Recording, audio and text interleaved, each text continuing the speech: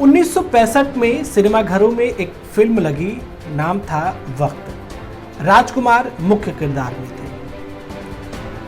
वो हाथ में कांच का ग्लास लिए एक डायलॉग बोलते ही कांच का ग्लास तोड़ देते हैं, जिसके बाद पूरा सिनेमाघर सीटियों और तालियों की गड़गड़ाहट से गूंज उठता है। डायलॉग क्या था?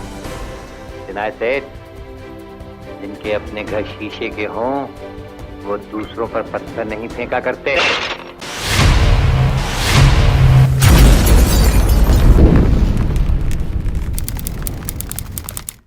नमस्कार, सनातन टाइम्स में आपका बहुत बहुत स्वागत है। मैं हूं आपके साथ अभिषेक शर्मा।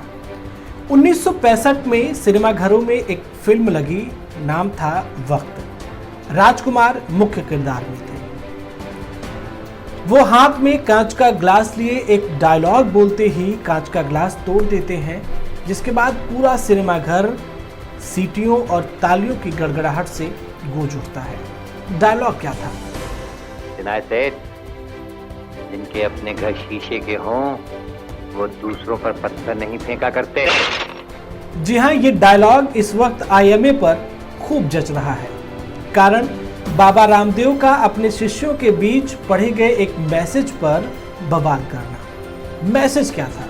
एलोपैथी वाले अपने आप को जो सुपर साइंस बोलने वाले हैं कि गजब का तमाशा है। एलोपैथी एक ऐसी स्टूपिड और दिवालिया साइंस है कि पहले क्लोरोक्विन फेल हुई, फिर रेमडेसिविर फेल हो गई, फिर एंटीबायोटिक्स इनके फेल हो गए, फिर स्टेरॉइड इनके फेल हो गए, प्लाज्मा थेरापी के ऊपर भी कल बैन लग गया।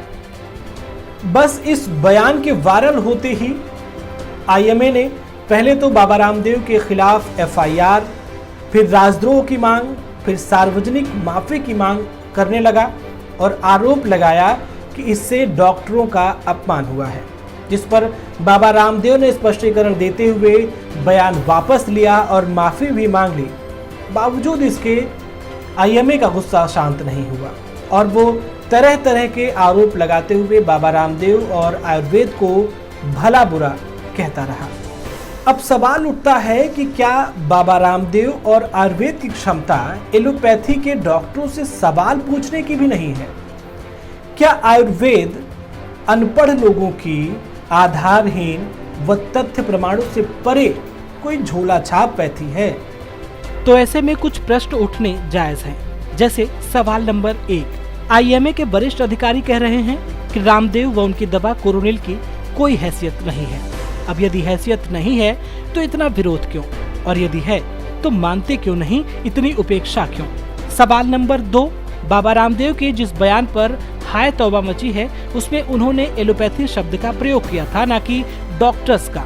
तो ऐसे में एलोपैथी पर प्रश्न उठाने से डॉक्टरों का अपमान भला कैसे हो गया? सवाल नंबर 3, आईएमए अध्यक्ष ने इंटरव्यू में कहा कि एलोपैथी चिकित्सा का अपना एक तंत्र है। प्रश्न उठता है कि रामदेव ना उस तंत्र का हिस्सा हैं, ना उसमें व्यवधान उत्पन्न कर रहे हैं और ना ही डॉक्टर्स को इलाज करने से रोक रहे हैं। तो फिर भला अपने शिष्यों के बीच एलोपैथ पर कुछ कहने से चिकित्सा तंत्र डैमेज कैसे हो जाता है? सवाल नंबर 4, जब राष्ट्रीय व अंतर्राष्ट्रीय स्वास्थ्य एजेंसियां व संस्थाएं और स्वयं भारत का केंद्रीय स्वास्थ्य मंत्रालय इस बात को स्वीकार कर रहा है कि chloroquine, remdesivir, plasma therapy, steroid आदि कोरोना से लड़ने में सक्षम नहीं है, तो भला यही बात रामदेव जब कहते हैं तो इतनी परेशानी क्यों? वो इस देश के नागरिक नहीं है या बोलने की आजादी नहीं है उनको?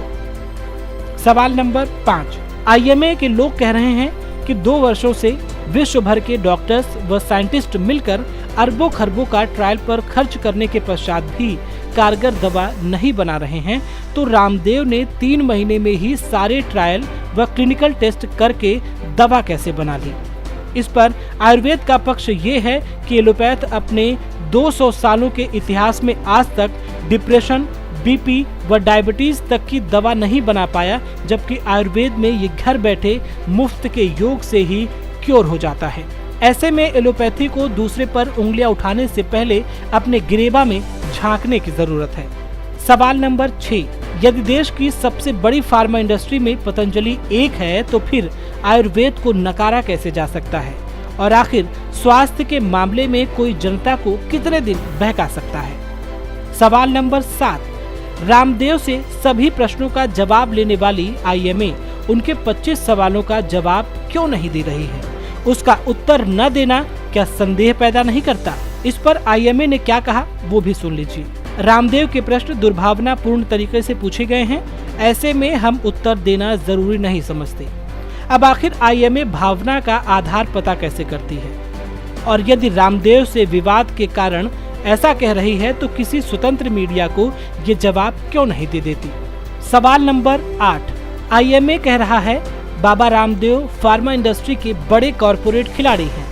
ऐसे में आयुर्वेद के पक्षधर कहते हैं कि इनके इस बयान से पता चलता है कि वो स्वीकार कर रहे हैं कि फार्मा एक इंडस्ट्री है, जो बाबा रामदेव बार बार कह रहे हैं। सवाल नंबर 9, रामदेव पर हर तरह की जांच की मांग करने वाला आईएमए उस कनेक्शन की जांच भी करवाने को तैयार होगा जो बाबा रामदेव ने आईएमए व ईसाई मिशनरी के 60 गांठ पर लगाया है। सवाल नंबर 10, क्या आईएमए अब ये तय करेगा कि आम जनमानस किस पैथी को चुने, किस पर विश्वास करे और किस पर ना करे? दरअसल ये सारे सवाल इसलिए क्योंकि आईएमए खुद अपने जाल में फंसता दिख रहा है और स्वास्थ्य विभाग में जिस तरह लूट खसोट, लापरवाही, भ्रष्टाचार है वो किसी से छुपा नहीं है। मसलन हम आपको कुछ आंकड़े व रिपोर्ट की एक झलक भी दिखाते हैं, फिर आपको इस पूरे नेटवर्क के बारे में कुछ अंदाजा लग पाएगा। जैसे यदि भारत के टॉप मोस्ट 6 बड़े हॉस्पिटल की सालाना रेवेन्यू को देखा जाए तो ये 2728 करोड़ का आता है और इसमें से यदि सफाई कर्मचारी से लेकर डॉक्टर्स तक व तमाम सुविधाओं पर होने वाले खर्च को निकाल भी दिया जाए तो भी ये 65 से 70% मुनाफा कमाते हैं। अकेले अपोलो का रेवेन्यू 10,407 करोड़ रुपए है। इन सब के बीच आपके जहन में एक प्रश्न उठ रहा होगा कि फिर पतंजलि का रेवेन्यू कितना है? बताते हैं। पतंजलि का रेवेन्यू है 9,022 करोड़ और आयुर्वेद के पक्षधर मान रहे हैं कि यही बात ड्रग माफियाओं के गले नहीं उतर रही है और वो रामदेव के बहाने पूरे योग व आयुर्वेद पद्धति की किसी भी तरह से कमर तोड़ना चाहते हैं। एलोपैथी हॉस्पिटल की वसूली सुनिएगा तो रोंगटे खड़े हो जाएंगे आपके। भारत के बड़े अस्पतालों के एक बेड से सालाना वसूली का लक्ष्य 1 से 1.5 करोड़ रुपए होते हैं, यानी एक बेड से उस हॉस्पिटल को सालाना 1 से 1.5 करोड़ रुपए कमाने ही हैं, चाहे जैसे। एलोपैथी का बाजार अकेले भारत में 27 लाख करोड़ का है, वहीं आयुर्वेद का लगभग 1 लाख करोड़। तो फिर एलोपैथी का बाजार आयुर्वेद के बाजार से डर क्यों रहा है? क्योंकि आयुर्वेद का बाजार 2 वर्ष पहले तक सिर्फ 30,000 करोड़ का था और 2 सालों में ही उछलकर 1 लाख करोड़ पहुंचा है और यही बात एलोपैथ को डरा रही है। दूसरी ओर एक रिपोर्ट में दावा किया गया है कि कोरोना की एलोपैथी से इलाज कराने वाले 12% से अधिक मरीज आयुर्वेद की शरण में चले गए थे। ये सब एलोपैथ के माथे पर लकीरें खींच रही हैं। एलोपैथी अपने ही निर्णयों से अपनी किरकिरी करा रही है। जैसे उसने लाइफबॉय के हैंड सैनिटाइजर को इम्यूनिटी बूस्टर का दर्जा दे दिया, जिस पर आयुर्वेद के अनुयायी ये प्रश्न चिन्ह खड़ा कर रहे हैं कि भला हाथ धोने वाली चीज इम्यूनिटी कैसे बढ़ा सकती है। ऐसे में आईएमए की तरफ से कोरोनिल पर उठाए जाने वाले सवाल पर उनका ये कहना है कि ये आईएमए का दोहरा और दुर्भाग्यपूर्ण रवैया है। और होता भी यही है कि हमारे समाज में आयुर्वेद से इलाज कराने वाले को गरीबी और एलोपैथी से इलाज कराने वाले को अमीरी की निशानी माना जाता है, जबकि ज़रूरत आयुर्वेद जैसे महान सूक्ष्म विज्ञान को और भी समृद्ध करने में सहायता करना है। और हाँ, आज देश को ज़रूरत आयुर्वेद वर्सेस एलोपैथ की नहीं है, बल्कि एलोपैथ विद आयुर्वेद की है।